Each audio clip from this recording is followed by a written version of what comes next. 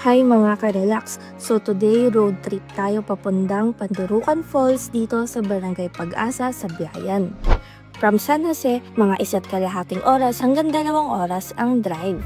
Pagdating dito, kailangan mo na mag-stop sa Mangyan Community. Dito tayo magre-register, magbabayad ng entrance, tapos may i-assign na tour guide na sasama sa atin sa trek. Safe and guided yung trek kaya wala kayong worries. After nun, start na ang trek. Mga 15 to 20 minutes lang, so madali lang siya. Sakto pang warm up kasi mostly shaded ang puno at presko talaga ang hangin. Chill trek lang ito at hindi hardcore. And ayan, nandito na tayo sa Pandurukan Falls.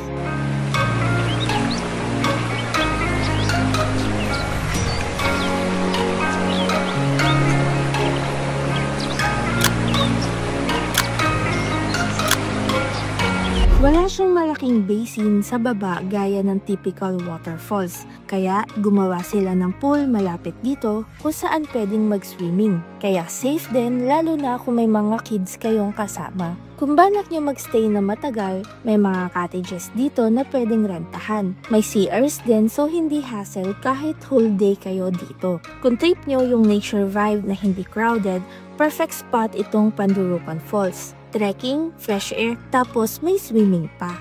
Yan muna for today mga ka-relax. Kung gusto nyo pa ang ganitong mga gala, don't forget to like and follow para sama-sama pa tayo sa next adventure. Kita-kits!